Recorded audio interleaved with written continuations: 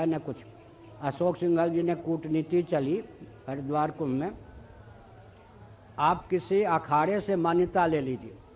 हमने कहा अखाड़े वाले हम शंकराचार्यों के सैनिक थे, उनसे हम मान्यता लें कि मैं शंकराचार्य हूँ। एक नकली किसी और को 50 लाख पकड़ा के मान्यता लेगा, हम भी शंकराचार्य वो भी शंकराचार्य। आप क्या कहते हो, अखाड़े से हम मान्यता लें? उल्टी बात हुई ना। राजा सैनिकों से मान्यता ले कि आप राजा हैं, ये सब कूटनीति चलती है। ऐसी स्थिति में कम से कम अशोक सिंघल जी ने 50 शंकराचार्य बना के भारत को दिशाहीन किया। 50 जो उस मंच पर आ जाए। आप लोगों को नहीं मालूम होगा, जब सूटेड बूटेड पेंट में होते थे, अभी भी होंगे। कश्मीर वाले क्या नाम है,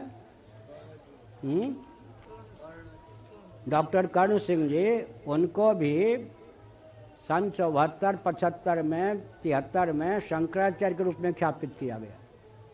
कर्ण सिंह को शंकराचार्य, साक्षी जी को चुनाव लड़वाया गया प्रतापगढ़, ये इधर से उधर से कोई ये जिला है उत्तर प्रदेश में, फिर फर्रुखाबाद से शंकराचार्य के रूप में। मतलब सरसंचालक कोई नकली नहीं, पर शंकराचार्य 50 नकली बना के रख दिया गया। शंकराचार्य की परंपरा विकृत हो, विलुप्त हो, इसके लिए सारा षड्यंत्र है। शंकराचार्य भी समझ गए, हम भी कांग्रेसी हो जाएं, ये हो जाएं तब तो ठीक है, वो हम हो नहीं सकते किसी पार्टी के, इसलिए समझ में नहीं मन रही है। हर हर महादेव।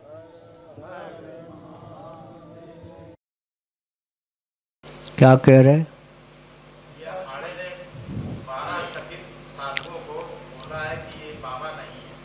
बैठिए बैठिए। हाँ, वो तो मैं समझ रहा हूँ। आगे क्या का अंतिम वाक्य? आप बाबाओं की सूची में हैं या नहीं? आप स्वयं को बाबाओं की सूची के बाहर मानते हैं या नहीं? प्रश्न उठता है कि अखाड़ा परिषद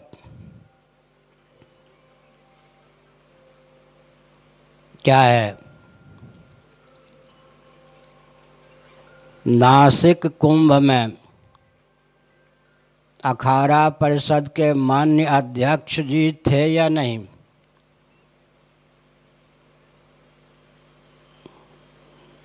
और उज्जैन कुंभ में अखाड़ा परिषद के माननीय अध्यक्ष महोदय थे या नहीं?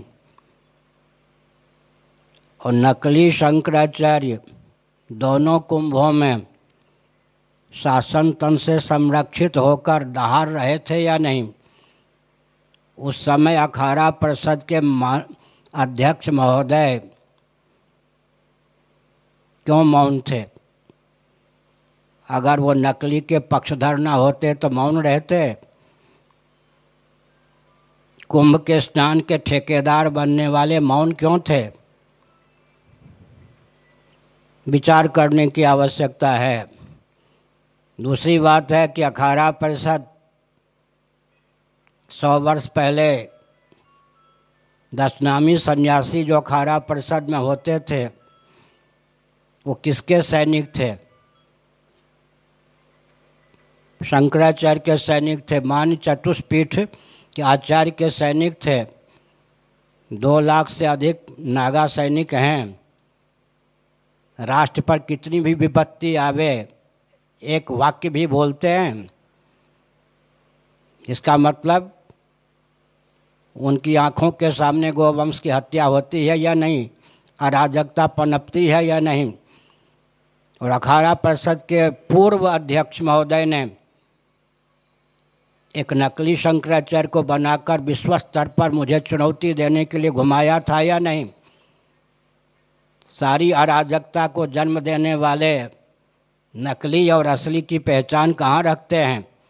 वो तो नकलियों के बहुत बड़े पोषक सिद्ध होते हैं। उनके व्यक्तित्व पर जब आँच आती है तब नकली दिखाई पड़ते हैं उनको संत। नकलियों से गठबंधन नहीं।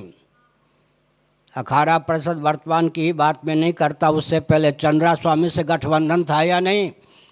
कालांतर में जो अखाड़ा परिषद के अध्यक्ष हुए, आजकल वो नहीं हैं। चंद्रा स्वामी को संत की मान्यता उन्होंने किस प्रकार दी?